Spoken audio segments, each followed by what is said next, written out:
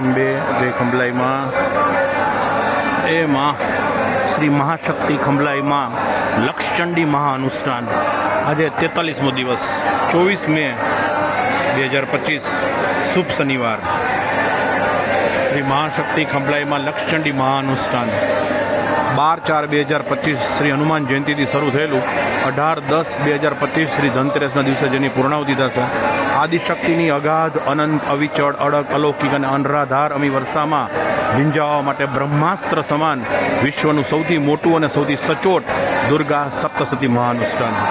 99 ભૂદેવ, 190 દિવસ ને 6 ચંડીપાઠ દરરોજ, કુલ 1,12,860 ચંડીપાઠ. આજે બીજું વરણ આપવા જઈ રહ્યા છીએ. ભૂદેવો બધા બદલાઈ ગયા છે. ઓલમોસ્ટ 1.5 મહિનો થશે, એટલે દર 1.5 મહિને ટીમ બદલાતી જશે, એટલે વાંધો ન આવે. આજે ફરી એકવાર બધાને પિતાંબર, ઉપવસ્ત્ર, ગભો, ખેસ અને દૈનિક વસ્તુ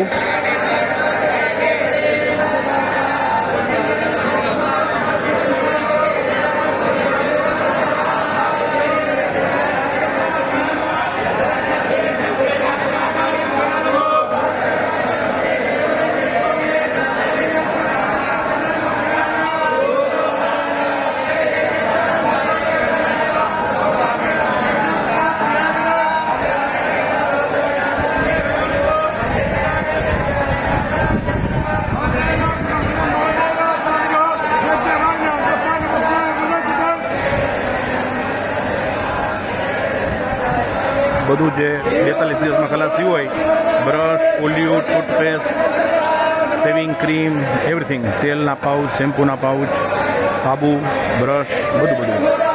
ખાલી રેઝર નહીં આપી ફરી વાર, બાકી બધું જ છે. પાવડર,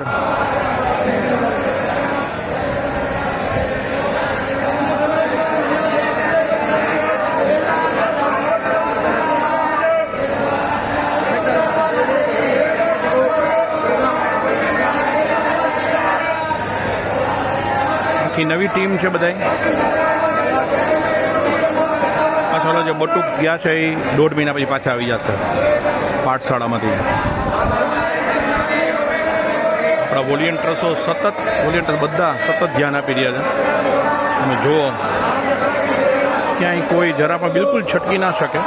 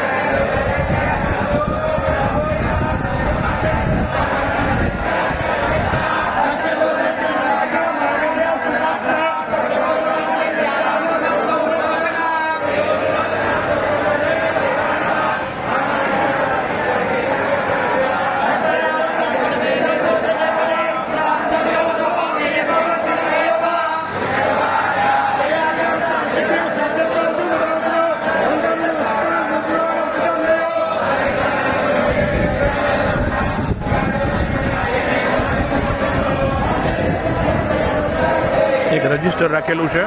દરરોજ એમાં હાજરી પુરાય, સવારે કેટલા પાઠ, દરેક પાઠની હાજરી પુરાય, દરેક પાઠમાં કેટલા ભૂદેવ હતા. 6 પાઠ થાય તો 6 પાઠમાં હાજરી પુરાય. કેમ કે કોઈક વોશરૂમ ગયું હોય કે એવું ગયું હોય તો એ પાઠ આપણે ગણતા નથી એના માટે, અને એ જગ્યાએ કોઈ બીજાને બેસાડી દઈએ આપણે. પરમ ગુરુદેવ શ્રી હનુમાનજી મહારાજ, એમના હનુમાન જયંતિના દિવસે શરૂ કરેલું આ મહાઅનુષ્ઠાન, બ્રહ્માંડનું સૌથી મોટું અનુષ્ઠાન. બધા માટે વિક્સની ગોળી પણ મંગાવી રાખેલી છે. વારંવાર વોલેન્ટિયર્સ આપતા રહે.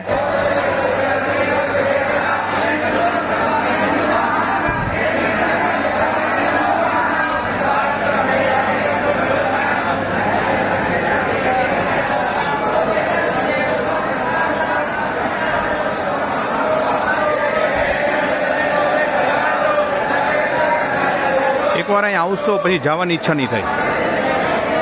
ઉર્જા શબ્દ બ્રહ્મ છે, ખરેખર સમજીને વાપરવા. પણ એકવાર અહીં આવશો પછી જવાની ઈચ્છા નહીં થાય બિલકુલ.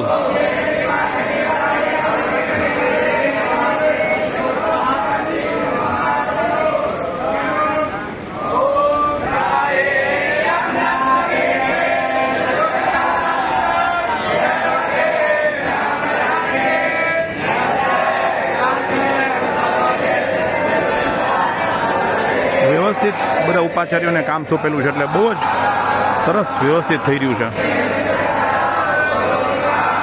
એક પણ અક્ષર, મંત્ર તો પછીની વાત, એક અક્ષર પણ ચૂકાતું નથી. અને મેં આપને ફેસબુક અને વોટ્સઅપના માધ્યમથી મોકલ્યું છે કે સવારથી માંડીને સાંજ સુધીમાં કયું કર્મ કરવામાં આવે છે. ફરી એકવાર છેલ્લા વાક્ય સાથે, આપ બ્રહ્માંડમાં ગમે ત્યાં હો, આપણા જીવનમાં કોઈ ખુશી પ્રગટી રહી છે, કોઈ આપના નવા સંકલ્પ સિદ્ધ થઈ રહ્યા છે, આપના જીવનમાં અકારણ કોઈ આનંદ આવી રહ્યો છે, આપને કંઈક ને કંઈક કોઈ પણ ભૌતિક આધ્યાત્મિક શાંતિ અને ઐશ્વર્ય પ્રાપ્ત થઈ રહ્યું છે, અવિચળ માનજો કે બ્રહ્માંડમાં તમારા વતી ક્યાંક કોઈક ધાર્મિક કાર્ય અવશ્ય થઈ રહ્યું હશે, કેમ કે એના વગર આવું થવું અશક્ય છે. જય અંબા, જય ખંભલાઈમાં, કેવળ તુજ કરુણા.